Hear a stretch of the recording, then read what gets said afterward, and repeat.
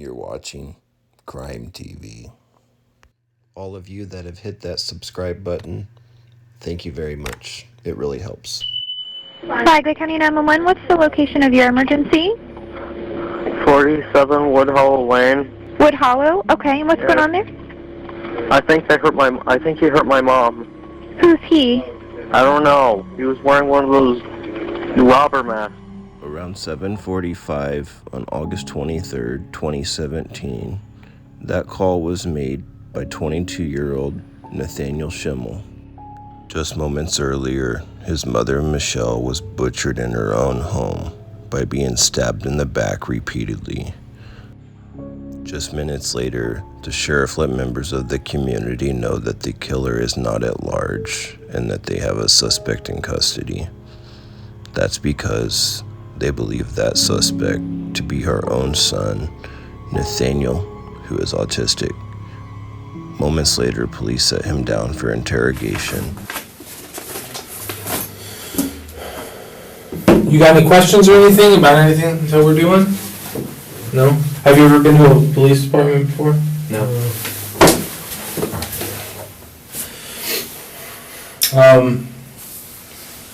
Alright. So, do you react to anything? What do you mean?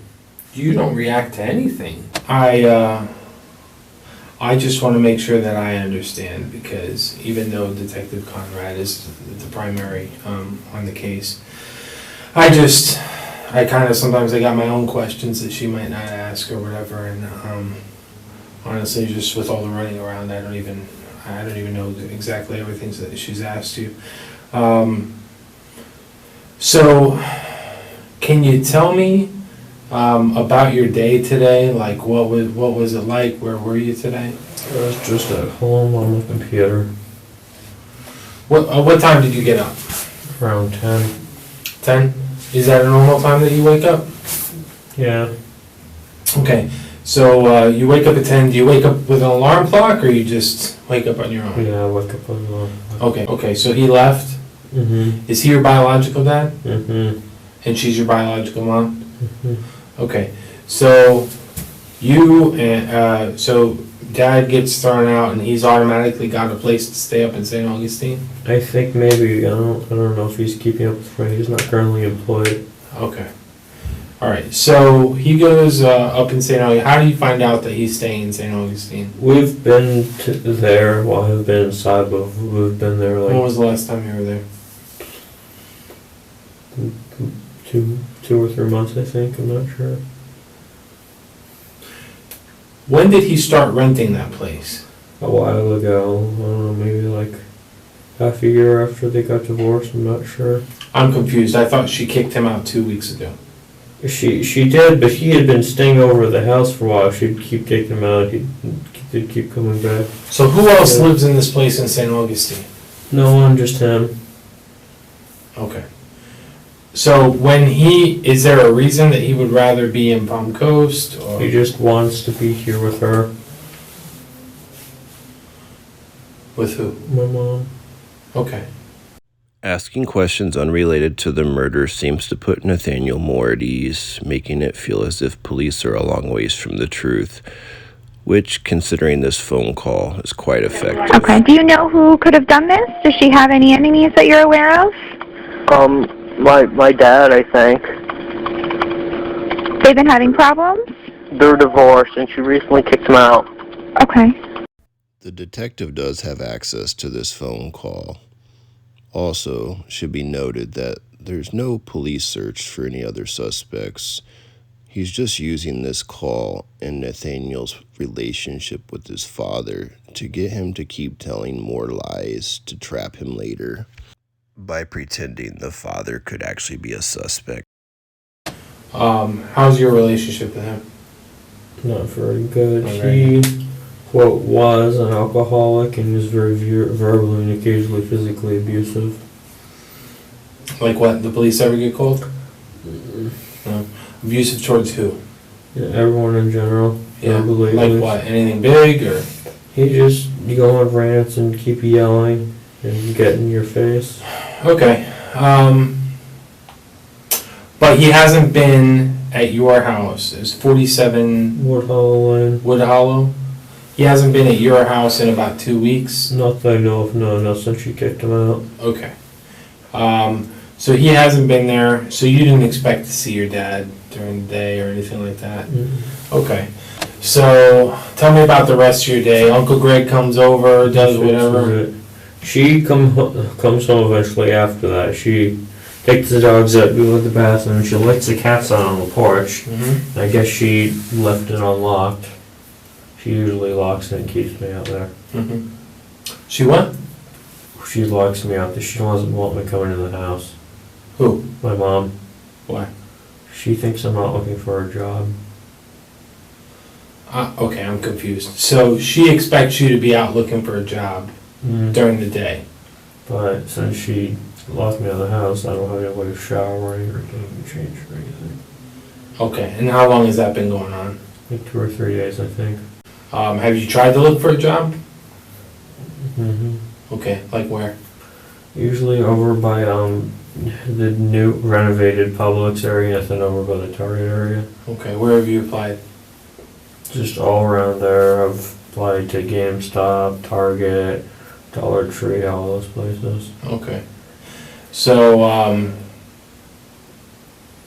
how do you, I mean, she just, I don't understand, when did she lock you out of the house?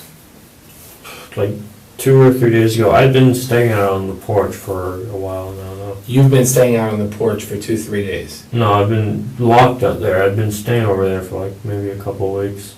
Okay, so when she keeps you out on the porch, does she let you in after she gets home? Not anymore. Not in the past 2 or 3 days. How long has this happened? It's like 2 or 3 days. Okay, so for 2 or 3 days you haven't been in your house? Mm-mm. You haven't showered? No, I haven't gotten to.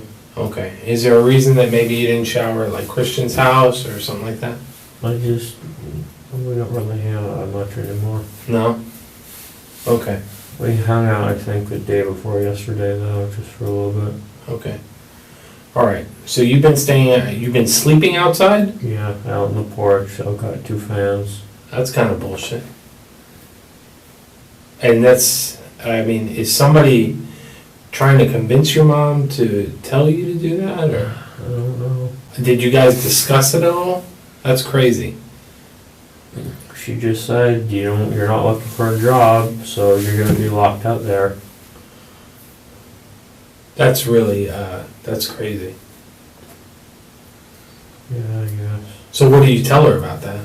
I just said, well, I am, but she's like, well, you don't have any proof of that you're going out. Yeah, but how does she expect you to get a job if you can't go in the house? I don't know. Did you ask her that? I tried to ask, but she's really stubborn, and she just wouldn't give a reason. Okay.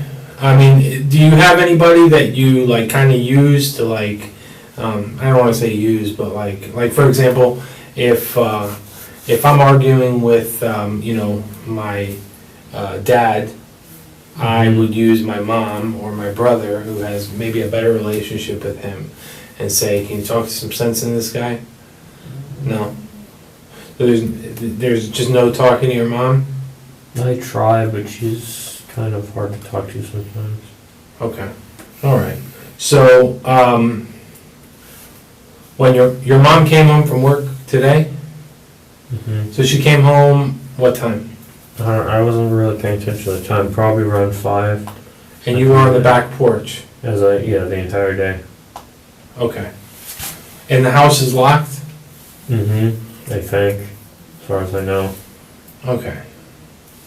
So you're on the back porch, your mom comes home at 5. Does she talk to you? Does anything? No. No conversation at all? Not really, no. Okay.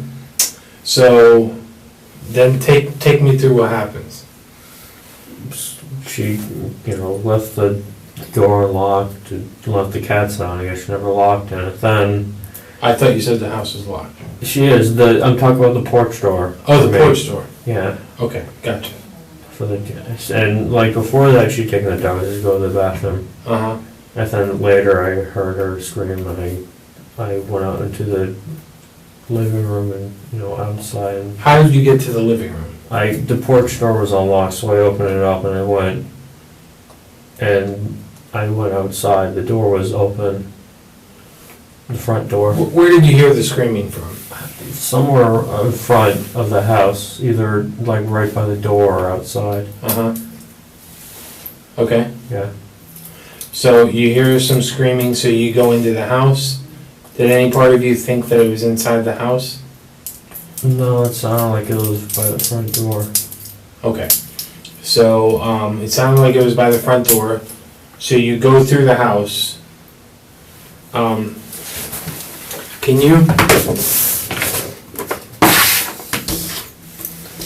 you draw roughly your house? George realizes that verbally describing the logistics of the incident is difficult to follow, so he asks Nathan to draw an outline of what happened. This makes it easier for George to follow what he's being told, to find inconsistencies he can exploit, and to lock him into a story that can be later discredited. This tactic also makes it harder for Nathan to reasonably blame errors on his own awkward wording, and with this new advantage, George begins examining Nathan's account of his mother's murder.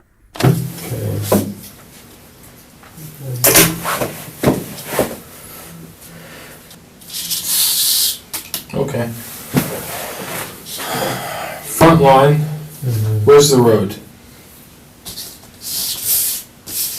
Right here is like the driveway. It goes out, and the road's like right here. Which road is that?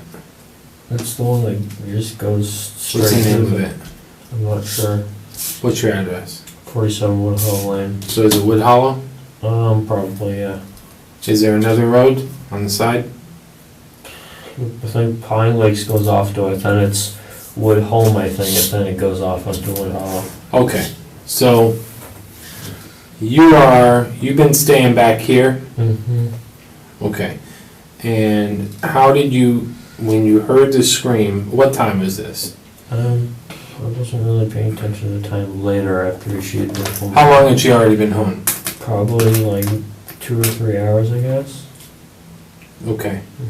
So 2 hours maybe after she got home. She hasn't communicated with you? Not really, she just let the dogs out. Did you know that this door was unlocked? Okay. She just unlocked it to let the cats out. Okay. Did she tell you not to come in? No, but I assumed I should if I heard screaming. Okay, no problem. I'm just talking about before that. Oh. So before that, did she tell you not to come in? Oh, so you just stayed on the back porch? What were you doing on the back porch? I was on my bed, on my computer, on my laptop. Your laptop's on the back porch? Mm-hmm. You got a place to plug it in or something? Okay. What do you remember what website you were on? I was watching something, a video. Okay. All right.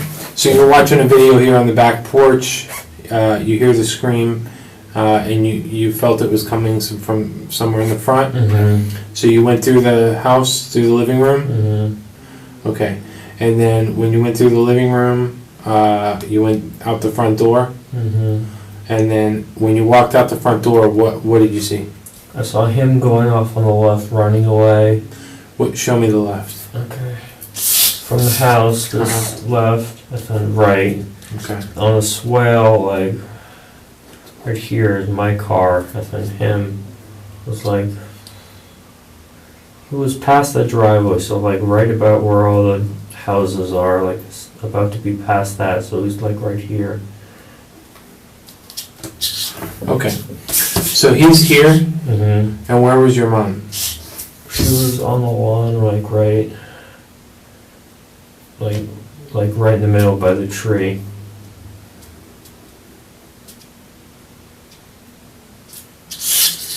Right in the middle by the tree. So, and this guy was wearing what? He was wearing those ski masks, and that's really all they... Okay. So he was wearing the robber masks. Rubber mask. Yeah. Okay. And you see her by the tree. How was she laying? She was like on her back like this. I don't know what her arms are, but she has a knife like right in Kind of like the top of her back or something. The top of her back, Mhm. sticking out. Yeah, Okay. like here's the handle. Okay. So you see that, and he's how far away from her is he? Quite a distance. He was like right about to round the corner where all the other houses are. Uh-huh. So he was booking it. He was booking it. Yeah, he was running. So you saw which part of him? Like the back. The back. Yeah. Okay. You didn't see the face. Okay. Could you tell if he was white or black or Hispanic or no? Okay. He was tall and kind of muscular. So you see this, and what goes through your mind? I went over to her and I asked if she was okay, and I like went to pull the knife out, but What'd she I say? stopped. She didn't say anything. So I like went to pull the knife out and I stopped, and I don't know if I should do that. And then I got in my car and I went to Christians, and then I called 911. Okay. So when you got in your car to go to Christians, Yeah. why? My main question is why wouldn't you call 911 from your house? I wanted to make sure I was safe before I did it. Okay. So what went through? I mean, were you concerned about being safe when you went up to her? I don't know. I was just in a blind panic. A blind panic. Yeah. Okay. Did you try to turn her over or no? No. No. Was she making any sounds? No. No. And what was he doing? He was running away. Towards a car or I what? don't know. He was just like going around the corner. Okay. So, I guess I don't understand not calling 911 from that point. I mean, even as you're driving. I don't know. I had to make sure I was safe before I called. I didn't want to call while driving because I thought I might crash into something. Okay. So you called after you got there. How far is it from your house? It's like 5 minutes. Okay. So, did you try any type of CPR or anything like that? No. Okay. So, where was there blood in front of your house? There was blood in like before the front door, I think. I thought there was blood outside where she was. There was blood in front of the front door? Yeah. Okay. So you walked through the blood? I got some off when I got to Christians. Okay. How did you get it off? I rinsed it off. Okay. Using what? Just water and a towel. Okay. All right. All right. So when you went up to your mom, what exactly did you do? I like went down on the ground and I like kind of moved her to see if she was okay, and she didn't say anything. I like yanked on the knife, but I didn't know if I should pull it out. Okay. Anything else? I don't think so. I think during when I was running through by the front door, I think I lost my glasses, but I had an extra pair. You had an extra pair on you? Yeah. Well, in my car, yeah. Okay. Okay. So when did you put on the extra pair? In my car. In your car on the way to Christians? Yeah. Okay. So try to take the knife out. Mm-hmm. Which hand do you use? I used both, but mostly this one. Mostly the right hand? Mm-hmm. Okay. So you're ambidextrous? Slightly. Slightly? Okay. Alright, so when you went to grab the knife, Mm-hmm. did you grab it like this? You grab it like I this? think I grabbed it like that. Okay. Did you pull it out? Not completely, no. No? How far out? A little more than halfway, I'm not sure. Okay. So, was your mom, she wasn't making any sound, was she breathing or anything like that? I don't think so. Did you check her pulse? Okay. And so when time is of the essence, and this guy's already ran away, I can't get over not calling 911. I didn't know what to do. Have you ever called 911 before? Mm-mm. Never? Mm-mm. Okay. So, all right. All right.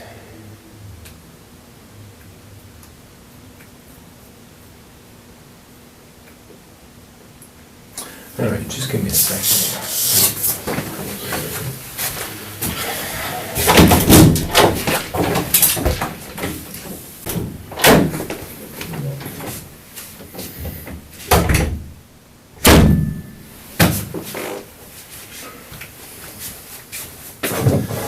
All right.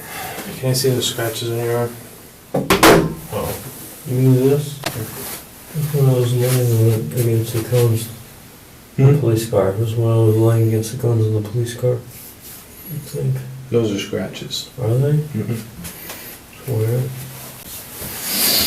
You know what I think is kind of a strange thing? Is that we've been dealing with you for how many hours now? Do you know how many hours it's been?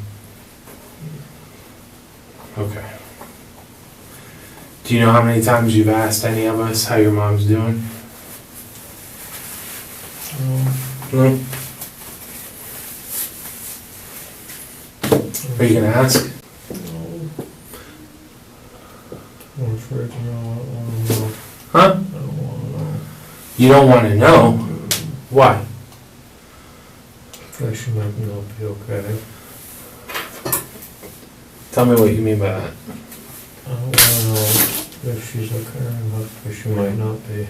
What makes you say that? Before Nathan finishes muttering a response, George rudely interjects. This interruption, alongside George's fidgeting, may have made the detective appear disinterested and unprofessional before, but now, this behaviour conveys how little respect he has for Nathan, and how unswayed he is by the suspect's lies. Of course, there's also the bonus effect of distracting Nathan from his train of thought, making it harder for him to keep track of how he should respond to this new barrage of questions. I saw her, she didn't look okay. Describe that. She didn't. There's a lot of blood. Okay. So a lot of blood. I mean, what does that mean? There's a lot of blood. Where was the blood?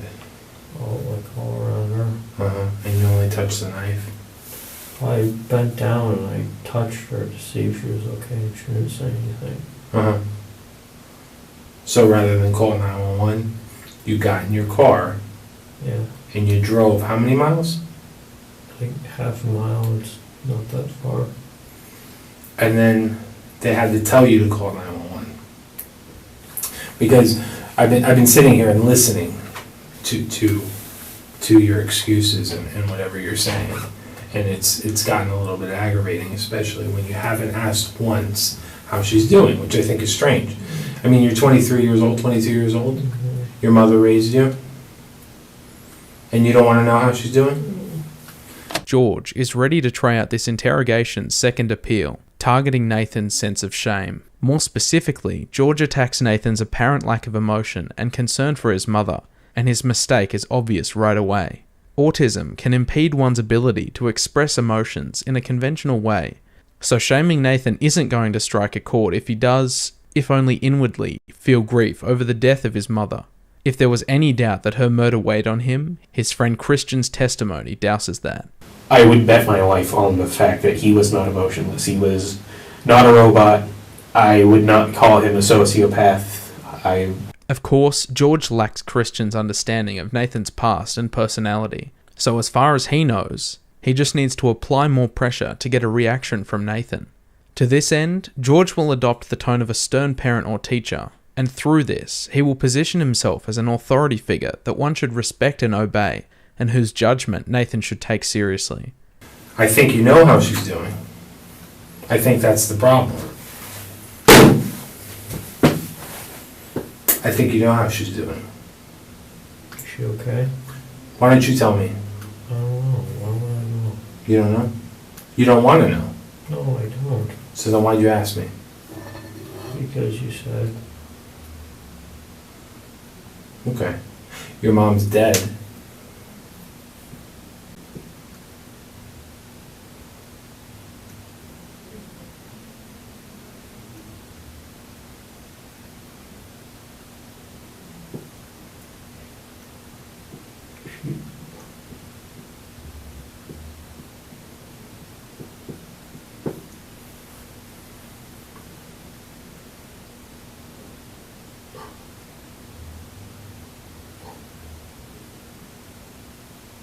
You already knew that, though.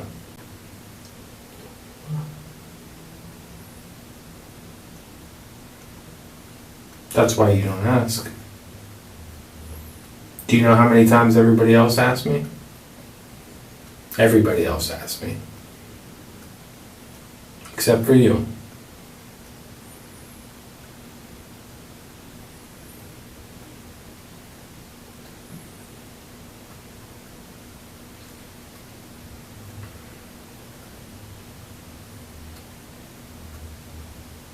You got nothing to say.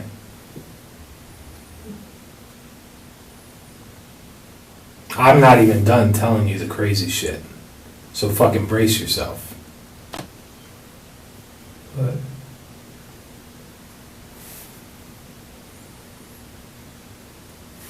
Do you know what high velocity blood spatter is?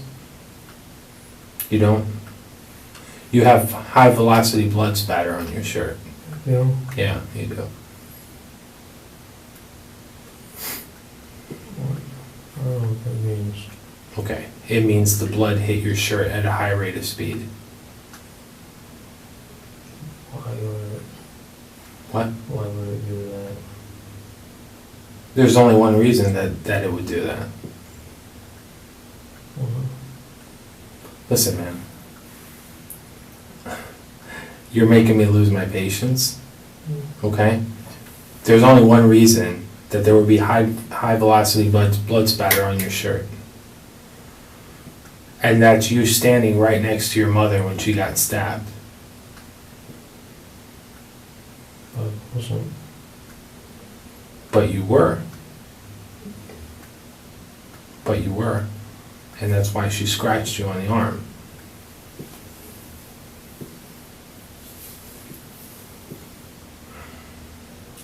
And guess what? Your DNA and your skin is going to be under her fingernails.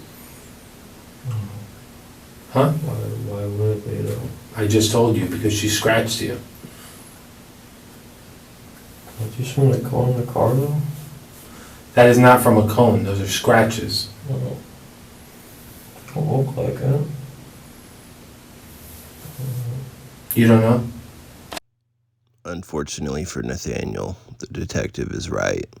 They have irrefutable evidence, scientific evidence, that links him to his mother's crime. What ended up happening was Nathaniel's mother had came home from work, only to find him playing video games on his computer. After not being able to prove that he had applied for jobs that day, a fight broke out. Nathaniel grabbed a knife, and as you know, he stabbed his mother Michele to death as she walked away from the argument. What a coward to stab the woman who raised you to death in your own kitchen. What a waste. So, I tell you that your mother's dead. Let that sink in for a second. It's,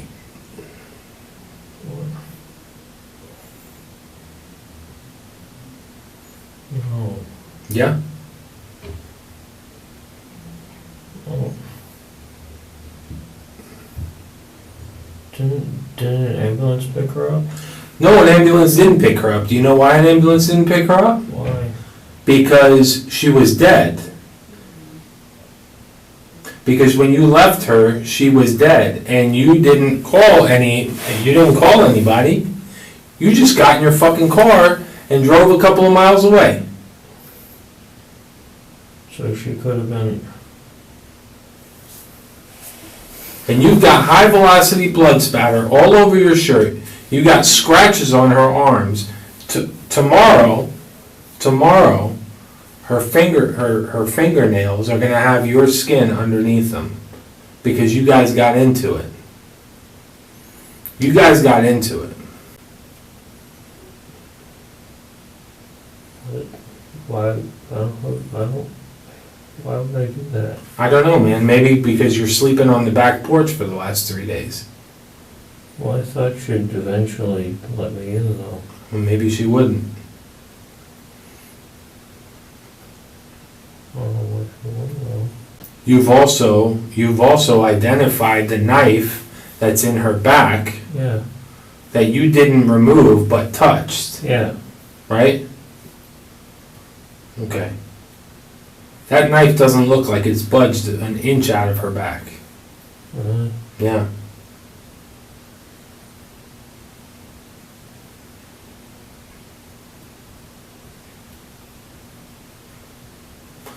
So, do you want to try again and tell me what happened tonight?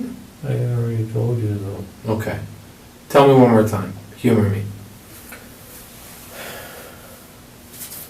From where? When I was on the porch, or? Yeah, you were out on the porch and you heard screaming. I was on my porch on my computer. Sure. I heard screaming. The porch was unlocked, so I opened it, and I, at some point, lost my glasses. While looking, I went out through the front door, which was already open. I went down to her. The guy was already making way past the driveway where the turn is. You're still sticking with the guy. Yeah, Really? yeah. Okay. Go ahead. George sliding his chair closer to Nathan shows a disconcerting level of attentiveness, one which threatens to find any slip-up or contradiction. As if his disdain could be any clearer, he interjects by asking if Nathan is pressing on with his narrative of a mysterious masked killer, making it abundantly clear he's no longer taking this version of events seriously. George tells him to continue with this story anyway, emphasizing that it doesn't matter how many times Nathan offers this lie, it's not becoming any more believable. Okay. Keep going. I bent down and I asked her if she was okay, and she didn't say anything. And I tried to bite the knife, but I didn't know whether I should move it or not. So then why touch it? I don't know. I was scared. Where'd you recognize the knife from? It looked like one of ours. Oh, it looked like one of yours. Yeah, we have a kitchen knife thing. So a knife that came out of your house, right, that you walked through, did you walk past it, where the knives are? Well, the kitchen was over there, so yeah, I don't look at it. Okay, so you walked out, you walk through the house, you walk out front, and you see her and the mystery man standing at the end of the property, right? Mm-hmm. Okay, so you are scared of you're scared of the mystery man, right? Yeah. But you develop immense courage for several seconds and you run up to your mom, just long enough to get your DNA on her, right? And on the knife. Well, at that time, he was already far away. I get that, man, and that's why your fucking story makes no sense. He was already far away. You have no reason to not call the police. But yet you told us on a sworn statement, you tell us that you went to your friend's house because you're scared of the masked mystery man. Yeah. Right. I'm sure the neighbor's surveillance cameras got a glimpse of this masked mystery man too, right? Mm-hmm. Yeah? You sure about that? Mm-hmm. Yeah? Which neighbor? I don't know, where is the surveillance camera? Okay. So you weren't scared anymore, but then what happened? So you walk up to the knife, you grab it, right? Yeah. How do you get high velocity blood spatter on your shirt? I don't know. How? Just give me something, man. Don't just give me I don't know. I don't know though. You can't tell me how some of this blood splattered all over your shirt. You do this, and you hit, right? The blood spatters, okay? That's how it works. Do you know what fucking physics is? That's how it works. If you're standing on the back porch and somebody else stabs your mother, that blood doesn't end up on your shirt. So explain to me why your mother's blood is splattered at a high velocity. I don't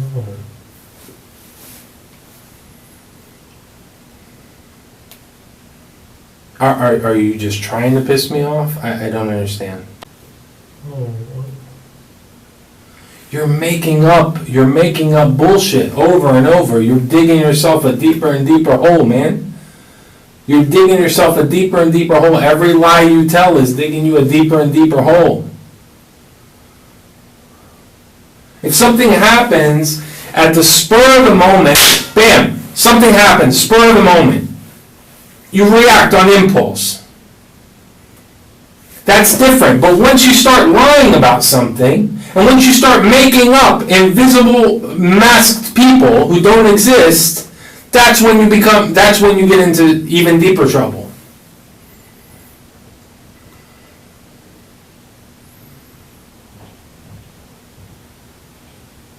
None of that makes any sense to you? Just tell me how the blood gets flung all over your shirt. I don't know. Tell me. Because nothing in your story explains any of that. I don't know. Did you do CPR? No. You didn't do CPR. No. Do you know how to do CPR? Mm-mm. No. Why didn't you run to a neighbor's house? I don't know. Why haven't you still reacted since I've told you that your mother's dead? You still haven't reacted. There's no way. She's dead. Oh. Yeah, she is. She's dead. Never coming back. Never gonna say another fucking word to you. But she knows what you did. She knows what you did.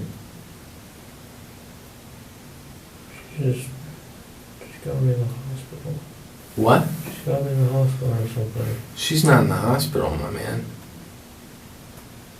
She's dead. Oh. She's dead. What's her name? Michele? Michele what? Shimmel? Michele Shimmel. Yeah.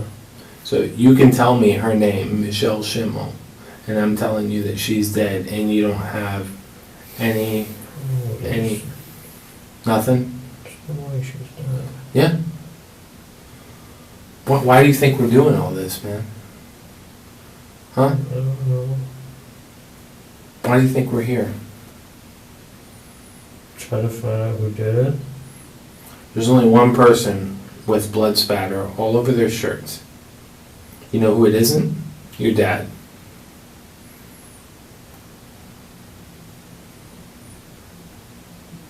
Your dad doesn't have anything on his shirt. Your dad doesn't have any crazy stories. He doesn't have any shirts in his truck or anything. No.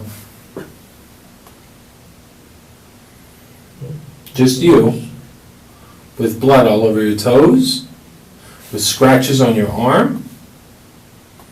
You lost a pair of glasses. Yeah. Yeah? You got a stretch on your V-neck. That's the V-neck. I know what a V-neck is. You got blood your mom's blood, your dead mother's blood on your chest. You've still got your dead mother's blood on your chest right now. She's, What do you want to see, pictures? no, Huh? no. No. If you didn't think she was dead, you wouldn't have left, my man. You would have called 911. If you didn't think she was, you already knew what I told you. You didn't even flinch. I've been doing this shit for 12 years, man. I've dealt with the hardest gangsters in Flagler County. And when these dudes find out that their mother passes away or their family member, they react. Gangsters who've been killing people, shooting people since they were little. You, though, I'm telling you right now that you got your dead mother's blood on your chest. I'm telling you that you got high velocity blood spatter from your mother on you. Tomorrow, they're going to tell us that your DNA, your skin, is under her fingernails.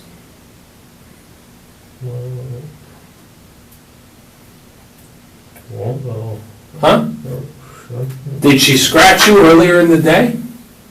No. So you're going to maintain that you got scratches from a human being on your left arm from leaning up against a cone. Yeah? Mm-hmm. How does that happen? Explain that to me. Because that's just like the fucking science with the blood spatter with you. So explain to me how that happens. Tell me, I'm listening. I was just leaning up against the car in the car. Do you react to anything? What do you mean? You don't react to anything. You're not. You're not. You're just in here stone cold, like you don't give a fuck about anything I'm telling you. What do you mean? What do you mean? What do I mean? Would you not say that I'm laying some heavy shit on you right now?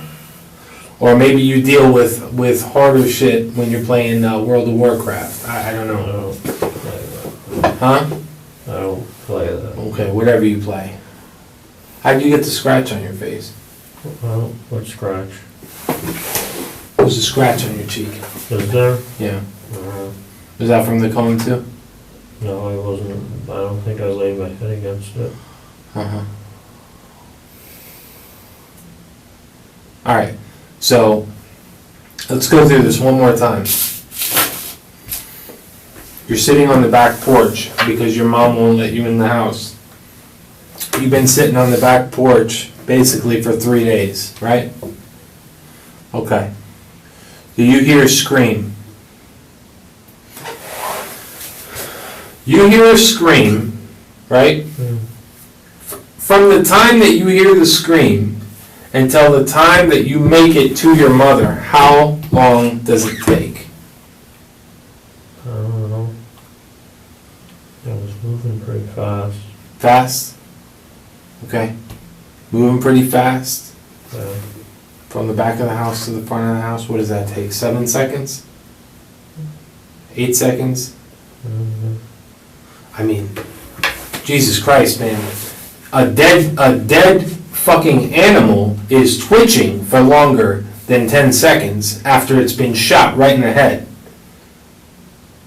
But you're telling me that from the time you went from the back, you heard the scream, you immediately got up, you walked to the front, you walked to where your mother is, while this masked person ran away. But here's the other thing. What was this guy wearing? I don't know. I had my glasses off. He was just wearing one of those robber masks. What are they called? Wearing a rubber mask.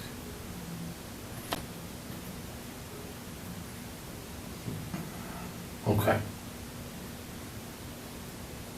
But there's not going to be any foreign DNA on that knife.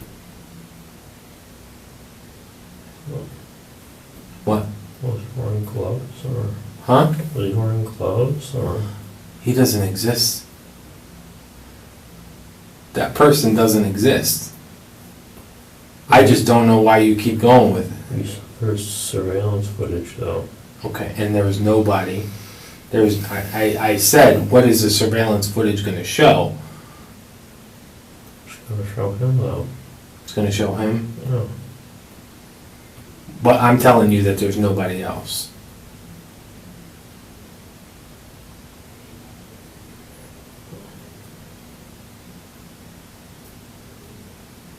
I hope.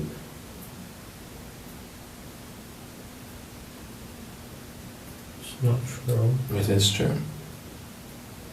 There's nobody else. All the evidence points to one person. And that person is sitting in this room with me.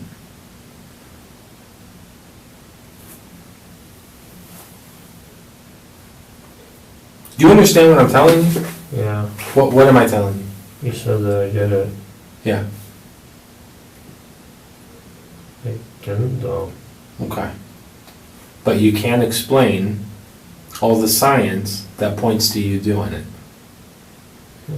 Do you believe in magic? No. No? Well, I mean, that's about the only other way, right? Do you think maybe that something happened and it got taken out of hand? Do you think something went out of hand? Maybe that's what happened. I mean, I don't know. Maybe you and your mom get into an argument and then you try to scare her and it gets carried away. Maybe she hits you. I don't know. Maybe she hits you and you react on instinct. No, she hit me. Huh? She wouldn't hit me though. She wouldn't hit you? No.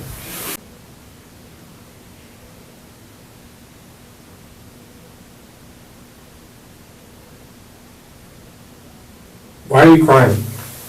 No. Why are you crying? No. She's not dead. Yeah, she is dead. No. She is dead. She's dead. That's the shit that you did. That's what you did to her. She raised you and you killed her. Yeah? That's exactly what happened. You grabbed a kitchen knife and you stabbed your own mother in the fucking back. What kind of person fucking stabs their own mother in the fucking back? Huh? Nathan has finally cracked. For the first time, he's the one to break the silence with his crying. But earning the emotion he's been seeking won't lessen George's attack on his guilty conscience. There's blood all over the inside of the house too, right at the front. Blood all over the inside.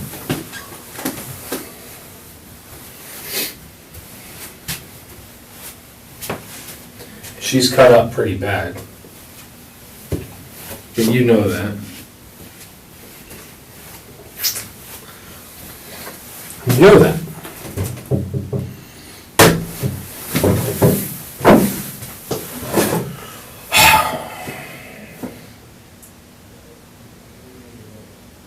And you know that because you were there. And you weren't on the back. You were right there. Something happened. And in the spur of the moment, you lashed out. And there's no masked guy. You know how I know that? Because shit like that doesn't happen.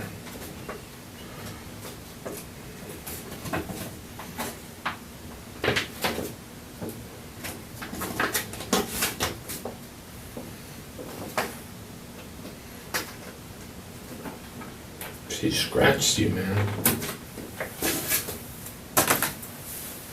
She scratched you. You probably didn't even notice it.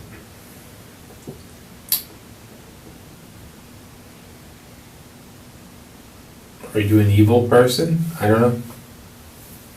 I don't know. But an evil person would sit here knowing that their mother's watching them from above,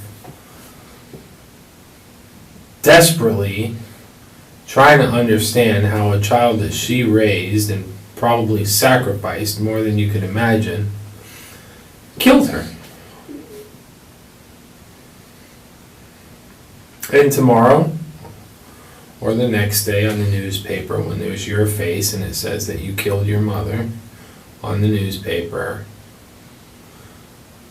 and gave no remorse, barely shed a fucking tear, and, you know, it is what it is. Let it out, man. It's gonna eat you alive. It's going to eat you alive. You should be ashamed of yourself, man. Your mother's up there. And you can't even admit to what you did. It's gonna feel a lot better once it comes out. It's gonna feel a lot better. And then we can work. We can work together on trying to patch things up.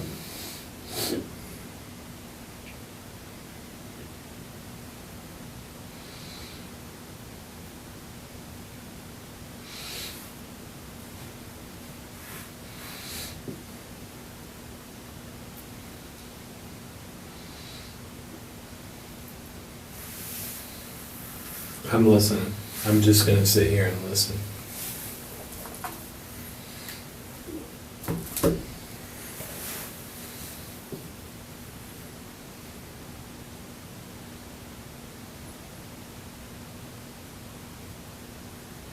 Nate, come on. Come on, man. Are you religious? Are you religious?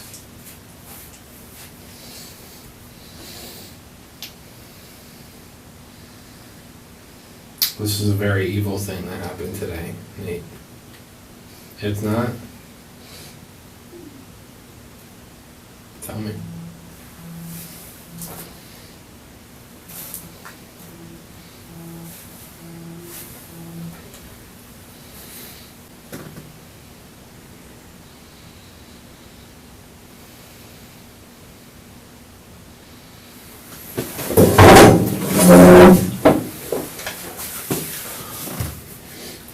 Tell me. What happened? What happened? What happened? Nate, what happened? What happened, Nate?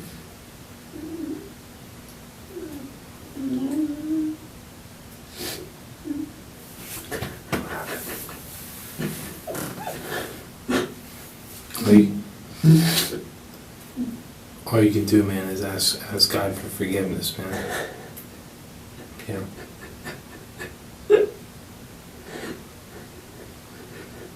Tell me what happened. It's okay.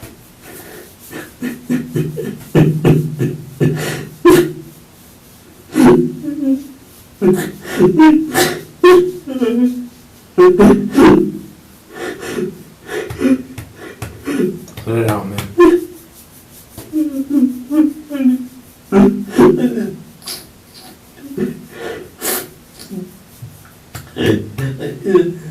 What?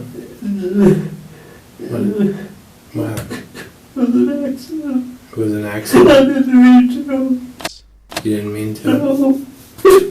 How did it happen? It's okay.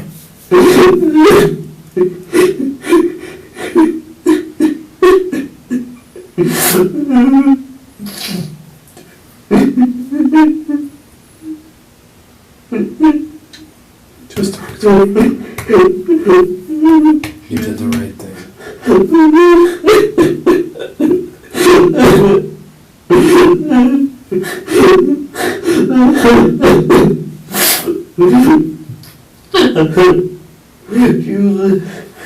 I didn't mean to. How did it happen? I figured that, man. I didn't mean to. Okay.